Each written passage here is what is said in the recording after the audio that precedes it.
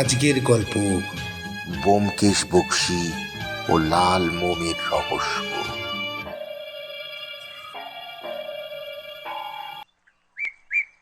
সেদিন ছিল এক অলস বসন্তের সকাল। শীতের শেষ রেশটুকু মুছে গিয়ে ভোরের হাওয়ায় কেমন যেন এক নতুন সজীবতা খেলা করছে। যদিও ব্যোমকেশের গোয়েন্দাগিরির জগতে নতুন কোনো রহস্যের হদিশ না মেলায়, ২২ নম্বরের দোতলার ঘরে আমি আর সে দুজনেই কেমন এক অলস বিষণ্ণতায় ডুবেছিলাম। ব্যোমকেশ তার মোটা ফ্রেমের চশমার ফাঁক দিয়ে খবরের কাগজটায় মনোযোগ দিয়ে চোখ বোলাচ্ছিল, তবে তার দৃষ্টি ছিল নিবদ্ধ, যেন সে প্রতিটি অক্ষরের গভীরে কোনো গোপন বার্তা খুঁজছে। আমি ভাবছিলাম, আজকাল বুঝি ব্যোমকেশের তীক্ষ্ণ বুদ্ধির জন্য কোনো যোগ্য প্রতিপক্ষ আর অবশিষ্ট নেই। গত কদিন ধরেই ব্যোমকেশ বেশ চুপচাপ, যা তার স্বাভাবিক চরিত্রের সাথে একটু বেমানান। সাধারণত সে এমন সময়ে সাহিত্য চর্চা অথবা গভীর দার্শনিক আলোচনায় মগ্ন থাকে, কিন্তু এখন তাকে দেখে মনে হচ্ছে যেন কোনো অদৃশ্য চিন্তার জালে সে নিজেই গভীরভাবে জড়িয়ে পড়েছে, যা আমাকেও কিছুটা প্রভাবিত করেছে। কেমন যেন এক অস্বস্তি নিয়ে সময় কাটছিল। ঠিক তখনই দরজায় কড়া নাড়ার এক অপ্রত্যাশিত শব্দ শোনা গেল। ২২ নম্বরের এই বাড়িতে এমন আকস্মিক অতিথি সাধারণত আসে না, বিশেষত এমন ভোরের বেলায়। আমি খানিকটা অবাক হয়েই উঠে গিয়ে দরজা খুলতেই দেখলাম একজন মাঝবয়সী ভদ্রলোক দাঁড়িয়ে আছেন। তার পরনে ছিল দামি পশমের তৈরি একটি স্যুট, চোখে মোটা সোনার ফ্রেমের চশমা, আর তার ফ্যাকাশে মুখের প্রতিটি ভাঁজে যেন গভীর উদ্বেগ আর অস্থিরতার ছাপ স্পষ্ট। তিনি নিজেকে সুশীল সেন নামে পরিচয় দিলেন এবং জানালেন যে ব্যোমকেশের সাথে তার অত্যন্ত জরুরি কিছু ব্যক্তিগত কথা আছে। তার কণ্ঠস্বরে এমন এক অসহায়তা ছিল যা অগ্রাহ্য করা আমার পক্ষে সম্ভব হলো না। ব্যোমকেশ তাকে ঘরে বসতে বলার পর সুশীলবাবু কিছুটা দ্বিধা নিয়ে চেয়ারে বসলেন। তার হাত পা ঠান্ডা, কপালে বিন্দু বিন্দু ঘাম জমেছে, যা তিনি বারবার রুমাল দিয়ে মুছে নেওয়ার চেষ্টা করছেন। ব্যোমকেশ শান্ত দৃষ্টিতে তার দিকে তাকিয়েছিল, যেন তার মনের গভীরে কি চলছে তা পড়ার চেষ্টা করছে। তার দৃষ্টি এতটাই স্থির ছিল যে সুশীলবাবু কিছুটা অস্বস্তি বোধ করছিলেন। আমি এক অদ্ভুত সমস্যায় পড়েছি ব্যোমকেশবাবু। সুশীলবাবু অত্যন্ত চাপা গলায় প্রায় ফিস করে বলতে শুরু করলেন। আমার ছোট ভাই প্রবীর সেন গতরাতে নিজের বাড়িতেই মারা গেছেন। তার গলায় এক গভীর শোকের সুর বাজছিল, যা আমাকেও ব্যথিত করে তুলল। প্রবীর সেন ছিলেন একজন স্বনামধন্য প্রত্নতাত্ত্বিক এবং প্রাচীন হস্তলিপি বিশেষজ্ঞ। তার সম্প্রতি একটি গুরুত্বপূর্ণ গবেষণা শেষ হবার মুখে ছিল, যা নিয়ে তিনি খুব উত্তেজিত ছিলেন। ব্যোমকেশ শান্তভাবে বলল, দুঃখজনক খবর। পুলিশে খবর দিয়েছেন তো? তার কণ্ঠস্বরে কোনো আবেগ ছিল না, যেন এমন খবর শোনা তার প্রতিদিনের অভ্যেস। হ্যাঁ, দিয়েছি। পুলিশ এসে তদন্তও করেছে, সুশীলবাবু বললেন। তারা বলছে এটা স্বাভাবিক মৃত্যু, হার্ট অ্যাট্যাক। তার শেষ কথাটা বলার সময় তার গলায় একটা তীব্র চাপা ক্ষোভ ফুটে উঠল। কিন্তু আমি নিশ্চিত ব্যোমকেশবাবু, এটা স্বাভাবিক মৃত্যু নয়। প্রবীর কোনোদিন অসুস্থ ছিল না, আর গতরাতেও সে দিব্যে সুস্থ ছিল। আমরা একসঙ্গে রাতের খাবার খেয়েছি, হাসি ঠাট্টাও করেছি। হঠাৎ করে এমনটা কিভাবে হতে পারে? আর সবচেয়ে বড় কথা, প্রবীরের গবেষণাপত্রের কিছু গুরুত্বপূর্ণ অংশ এবং একটি প্রাচীন সিন্দুক থেকে একটা রহস্যময় তামার ফলক নিখোঁজ। আপনার সন্দেহটা ঠিক কি নিয়ে? ব্যোমকেশ তার প্রশ্ন ছুড়ল, তার চোখ সুশীলবাবুর মুখের দিকে স্থির। ব্যোমকেশবাবু, প্রবীরের শোবার ঘরে আমি একটা অত্যন্ত অস্বাভাবিক জিনিস দেখেছি। তার পড়ার টেবিলে একটা নতুন লাল রঙের মোমবাতি অর্ধেক জ্বলা অবস্থায় পড়েছিল। প্রবীর মোমবাতি একদমই ব্যবহার করত না, বিশেষ করে এমন উজ্জ্বল লাল রঙের মোমবাতি। ওর মোমবাতির কোনো শখ ছিল না, আর ওর ঘরে আমি কখনো মোমবাতি দেখতে পাইনি। হঠাৎ করে এটা কোত্থেকে এলো? আর পুলিশ এই মোমবাতি এবং তামার ফলকের অনুপস্থিতি দুটোকেই গুরুত্ব দিচ্ছে না। মোমবাতিটা কি পুলিশ দেখেছে? ব্যোমকেশ জানতে চাইল। হ্যাঁ, দেখেছে, কিন্তু তারা এটাকে তেমন গুরুত্ব দেয়নি। বলেছে হয়তো বিদ্যুৎ চলে গিয়েছিল, তাই জ্বালানো হয়েছিল। সুশীলবাবু হতাশা ভঙ্গিতে মাথা নাড়লেন। কিন্তু ব্যোমকেশবাবু, আমাদের বাড়িতে তো জেনারেটর আছে, বিদ্যুৎ যাবার প্রশ্নই আসে না। আর যদি যেতই, তাহলে তো প্রবীর জেনারেটরটা চালিয়ে নিত। তাছাড়া সে তার গবেষণার কাজ ফেলে রাখত না, বিশেষ করে যখন সে এত গুরুত্বপূর্ণ একটি আবিষ্কারে দ্বার প্রান্তে ছিল। ব্যোমকেশের চোখে আমি একটা কৌতূহলের ঝলক দেখলাম। তার নিস্পৃহ চেহারায় এই প্রথম কোনো নড়াচড়া। তামার ফলকটি সম্পর্কে আর কি জানেন? ফলকটি একটি প্রাচীন মন্দিরের সাথে সম্পর্কিত, যা প্রবীর সম্প্রতি আবিষ্কার করেছিলেন। তার মতে ফলকটিতে একটি গুপ্তধনের মানচিত্র অথবা কোনো প্রাচীন রহস্যের সূত্র লুকিয়েছিল, সুশীলবাবু জানালেন। তাহলে আপনি কি চাইছেন? ব্যোমকেশ প্রশ্ন করল। আমি চাই আপনি ব্যাপারটা তদন্ত করুন। আমার মনে হচ্ছে এর পেছনে অন্য কোনো গভীর রহস্য লুকিয়ে আছে, যা শুধুমাত্র প্রবীরের মৃত্যুর সাথে জড়িত নয়, বরং তার গবেষণার সাথেও সম্পর্কিত। সুশীলবাবু প্রায় হাত জোর করে আর্জি জানালেন। তার চোখে মুখে এক অসহায় আকুতি, যা ব্যোমকেশের মনোযোগ আকর্ষণ করতে সফল হল। ব্যোমকেশ কিছুক্ষণ চুপ করে রইল, তার দৃষ্টি ঘরের সিলিংয়ের দিকে নিবদ্ধ, যেন সে তার মস্তিষ্কে একটি অদৃশ্য জালের ছক বুনছিল। তারপর বলল, ঠিক আছে, আমি রাজি। চলুন আপনার ভাইয়ের বাড়িটা একবার দেখে আসি। ব্যোমকেশের এই রাজি হয়ে যাওয়াটা আমাকে অবাক করল না, কারণ কোনো রহস্য তাকে বেশিদিন শান্ত থাকতে দেয় না, বিশেষত যখন সেখানে প্রত্নতত্ত্ব এবং গুপ্তধনের বিষয়ে জড়িত থাকে। আমরা তিনজনে সুশীলবাবুর গাড়িতে করে প্রবীরের বাড়ির উদ্দেশ্যে রওনা হলাম। বাড়িটা শহরের একটু কোণায়, বিশাল এক বাগান ঘেরা পুরনো ধাঁচের একটি বাড়ি। দেখলে মনে হয় যেন অনেক স্মৃতি আর গল্পের নীরব সাক্ষী হয়ে দাঁড়িয়ে আছে। ভেতরে ঢুকতেই একটা গুমোট গন্ধ নাকে এলো, যেন বহুদিন পুরনো স্মৃতি আর বিষাদের মিশ্রণ। প্রবীরের শোবার ঘরটা ছিল দোতলায়, একদম কোণের দিকে। ঘরটা মোটামুটি গোছানোই ছিল, আসবাবপত্র তেমন ছড়ানো ছিটানো ছিল না, শুধু বিছানার পাশে রাখা ছোট্ট টেবিলটার ওপর একটা লাল রঙের আধপোড়া মোমবাতি পড়েছিল, যা প্রবীর বর্ণনা করেছিলেন। ব্যোমকেশ নিচু হয়ে মোমবাতিটা হাতে তুলে নিল, সেটিকে অত্যন্ত সতর্কতার সাথে পর্যবেক্ষণ করতে লাগল। মোমবাতির গায়ে কিছু সূক্ষ্ম দাগ ছিল, যা খালি চোখে তেমন বোঝা যাচ্ছিল না। ব্যোমকেশ সেগুলোকে যেন তার অন্তর্ভেদ্যি দৃষ্টি দিয়ে খুঁটিয়ে দেখছিল। তার নীরব পর্যবেক্ষণই আমাকে বুঝতে দিল যে এই মোমবাতিটা কেবল একটা মোমবাতি নয়, এর পেছনে লুকিয়ে আছে কোনো এক গভীর রহস্যের সূত্র।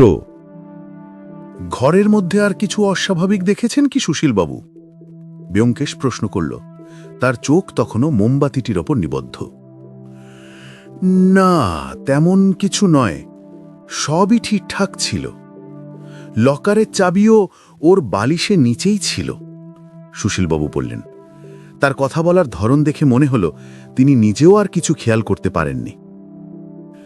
ব্যোমকেশ ঘরের চারপাশে ঘুরে দেখল। দেয়ালের প্রাচীন চিত্রকর্ম, বইয়ের তাকে সাজানো পুরনো বইপত্র, সবকিছুই ব্যোমকেশ তার সূক্ষ্ম দৃষ্টি দিয়ে পর্যবেক্ষণ করল। বিশেষত প্রত্নতত্ত্ব বিষয়ক বেশ কিছু দুর্লভ বই তার দৃষ্টি আকর্ষণ করল। হঠাৎ তার চোখ আটকে গেল জানালার কোণে রাখা একটি ছোট মাটির গামলার দিকে। গামলায় কিছু শুকনো পাতা আর কয়েকটি কাঠকয়লা পড়েছিল। এটা কিসের জন্য ব্যবহার হতো? ব্যোমকেশ জানতে চাইল। ও, ওটা প্রবীর মাঝে মাঝে ওই রকম ধূপধুনো জ্বালাত, বাইষ্ণীবাবু বললেন। মাঝে মাঝে ওর এরকম আধ্যাত্মিক বিষয় নিয়ে আগ্রহ দেখা যেত। তন্ত্রমন্ত্র বা এরকম কিছু নিয়ে ওর কৌতূহল ছিল। সে বলতো প্রাচীনকালে জ্ঞান অর্জনের জন্য অনেকে এই ধরনের ধূপধুনো ব্যবহার করত। ব্যোমকেশ মোমবাতিটা হাতে নিয়েই আবার ঘরের মেঝেতে বসল। তারপর ফ্লোরের কার্পেটের একটি নির্দিষ্ট অংশে হাত বোলাতে লাগল। আমি দেখলাম সেখানে খুব সামান্য পরিমাণে কিছু সাদা গুঁড়ো লেগে আছে। ব্যোমকেশ অত্যন্ত সাবধানে সেগুলোকে তুলে একটি ছোট্ট কাগজে মুড়ে তার পকেটে রাখল। তার প্রতিটি পদক্ষেপ ছিল অত্যন্ত সুচিন্তিত ও সতর্ক। তার এই নীরব অনুসন্ধান দেখে আমার মনে হল সে যেন অদৃশ্য কোনো পাজেলের টুকরোগুলোকে একত্রিত করছে। বাড়ি থেকে ফিরে ব্যোমকেশ সারাদিন ধরে সেই সাদা গুঁড়ো আর মোমবাতিটা নিয়ে ল্যাবে পরীক্ষা নিরীক্ষা করতে লাগল। সেগুলোকে রাসায়নিকভাবে বিশ্লেষণ করছিল। ব্যোমকেশ তার নিজস্ব মাইক্রোস্কোপে মোমবাতির দাগগুলো পরীক্ষা করে বলল, অজিত, এই দাগগুলো সাধারণ নয়, এগুলি এক ধরনের বিশেষ গাছের রস যা সাধারণত হিমালয়ের দুর্গম অঞ্চলে পাওয়া যায়। এই তথ্যটি আমাকে ভাবিয়ে তুলল। হিমালয়ের উদ্ভিদ কিভাবে প্রবীরের ঘরে এলো? আমি তাকে কিছু জিজ্ঞেস করার সাহস পেলাম না, কারণ আমি জানতাম ব্যোমকেশ যখন কোনো গভীর চিন্তায় ডুবে থাকে তখন তাকে বিরক্ত করা অনুচিত। রাতের বেলা ২২ নম্বরের ঘরে যখন আমি পরের দিনের জন্য নিজের লেখা প্রস্তুত করছিলাম, ব্যোমকেশ হঠাৎই নীরবতা ভঙ্গ করে বলল, অজিত, কাল সকালে আবার একবার সুশীলবাবুর বাড়িতে যেতে হবে। তার কণ্ঠস্বরে এক দৃঢ়তা ছিল, যেন সে তার অনুসন্ধানের একটি গুরুত্বপূর্ণ ধাপে অতিক্রম করেছে।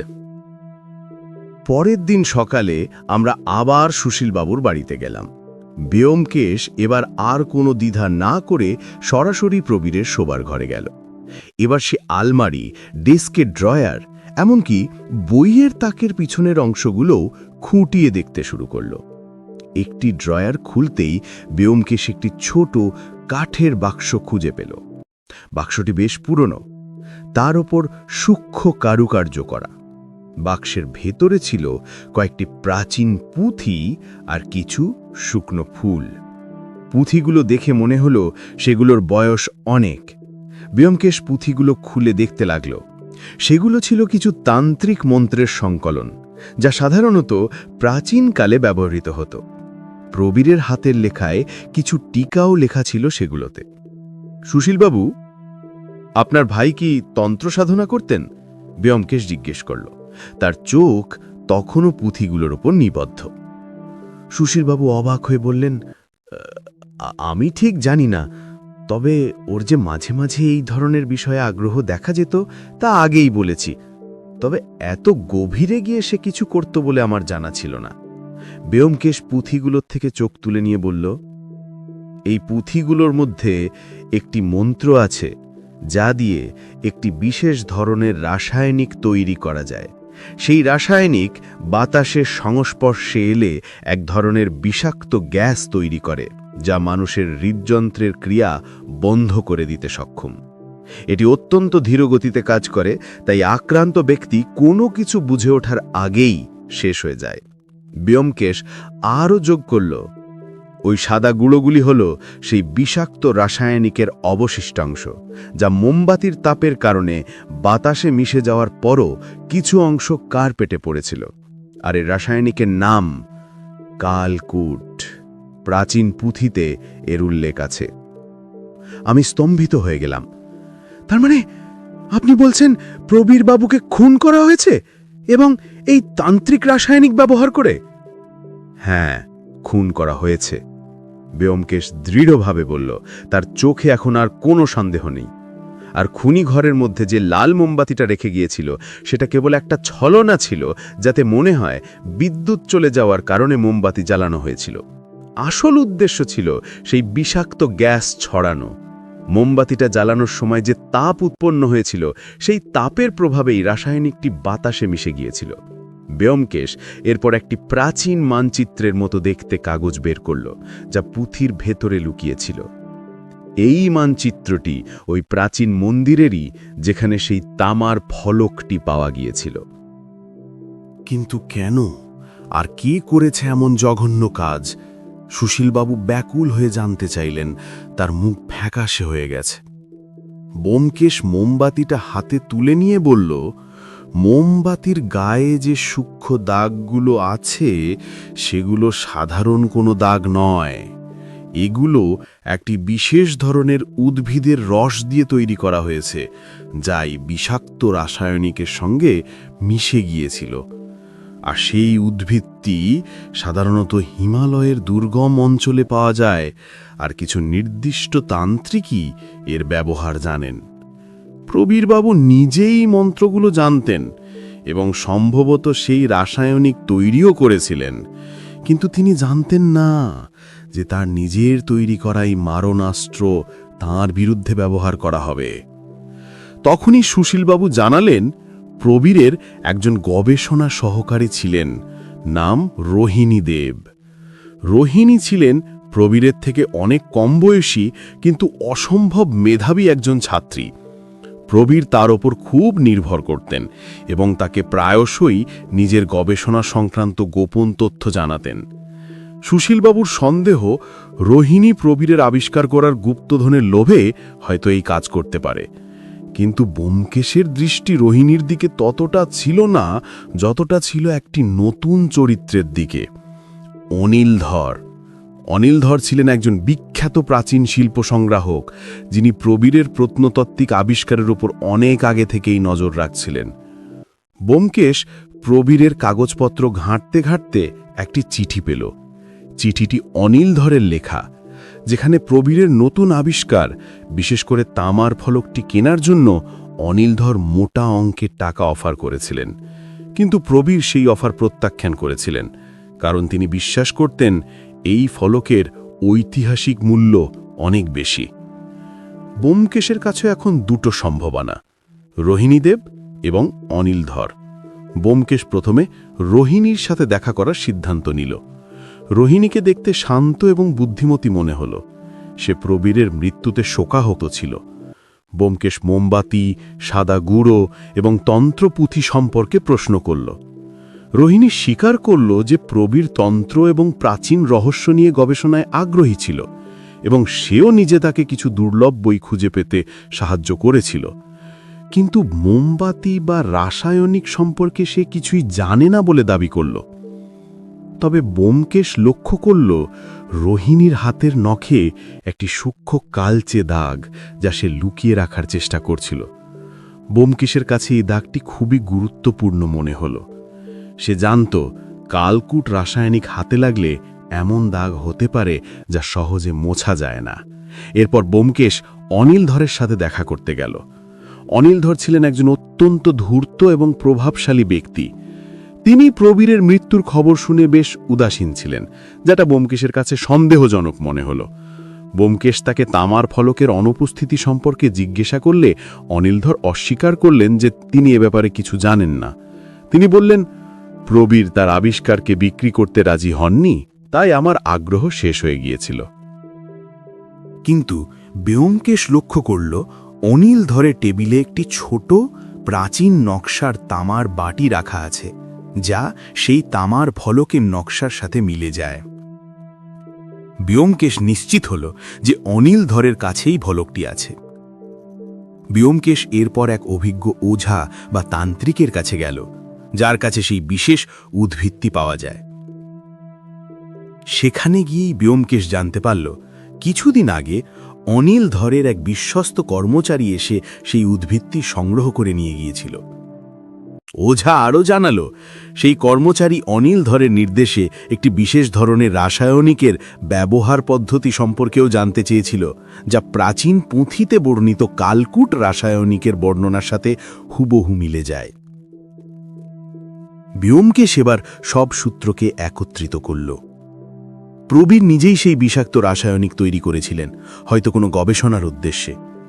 অনিলধর প্রবীরের আবিষ্কার, বিশেষ করে তামার ফলকের লোভে অচ্ছন্ন ছিলেন। তিনি জানতেন প্রবীর এই ফলক বিক্রি করবেন না, তাই তিনি প্রবীরের কাছ থেকে সেই ফলকটি চুরি করতে এবং তাকে সরিয়ে দিতে চেয়েছিলেন। কিন্তু কিভাবে? ব্যোমকেশের মনে পড়ল রোহিণীর হাতের নখের সেই কালচে দাগ। ব্যোমকেশ আবার রোহিণীর কাছে গেল এবং তাকে চেপে ধরল। ব্যোমকেশ প্রমাণ করল যে রোহিণী প্রবীরের কাছ থেকে সেই কালকুট রাসায়নিক তৈরির পদ্ধতি জেনেছিল এবং অনিলধরের নির্দেশে সেই উদ্ভিদ সংগ্রহ করে রাসায়নিক তৈরি করেছিল। অনিলধর রোহিণীকে মোটা অঙ্কের টাকার লোভ দেখিয়েছিলেন। রোহিণী প্রবীরের প্রতি তার শ্রদ্ধাবোধ থাকা সত্ত্বেও অর্থের লোভে পড়ে অনিল ধরের সাথে হাত মেলায়। ঘটনার রাতে রোহিণী প্রবীরের ঘরে এসে মোমবাতিটি জ্বালিয়েছিল। এই মোমবাতিটি ছিল রাসায়নিক মাখানো, যা তাপের সংস্পর্শে এসে বিষাক্ত গ্যাস ছড়ায়। প্রবীর যখন তার গবেষণায় মগ্ন ছিলেন, তখন ধীরে ধীরে সেই বিষাক্ত গ্যাস তার হৃদযন্ত্রের ক্রিয়া বন্ধ করে দেয়। এই সুযোগে অনিল ধর ঘরে প্রবেশ করে তামার ফলক এবং প্রবীরের গবেষণার কিছু গুরুত্বপূর্ণ অংশ চুরি করে নিয়ে যান। রোহিণী মোমবাতিটি রেখে যায় প্রমাণ লোপাটের জন্য, যাতে মনে হয় এটি একটি সাধারণ দুর্ঘটনা। ব্যোমকেশ কনিলধরের বাড়িতে হানা দিয়ে চুরি হওয়া তামার ফলক এবং প্রবীরের গবেষণার কাগজপত্র উদ্ধার করল। অনিলধর এবং রোহিণী উভয়ই ব্যোমকেশের হাতে ধরা পড়ল। সেদিন আবার প্রমাণ হল ব্যোমকেশ বাগচি শুধু একজন গোয়েন্দা নন, তিনি একজন সত্যান্বেষী, যিনি প্রতিটি ছোট ছোট সূত্রকে অনুসরণ করে গভীরতম রহস্যের উন্মোচন করতে পারেন। তার নীরবতা আসলে প্রস্তুতির নীরবতা ছিল, যা প্রতিবারই একটি নতুন এবং জটিল রহস্যের সমাধান করে। আমার মনে হল ব্যোমকেশের গোয়েন্দাগিরি কেবল অপরাধীকে ধরা নয়, বরং মানব মনের গভীরে লুকিয়ে থাকা লোভ, ঈর্ষা আর অন্ধকারের উন্মোচন।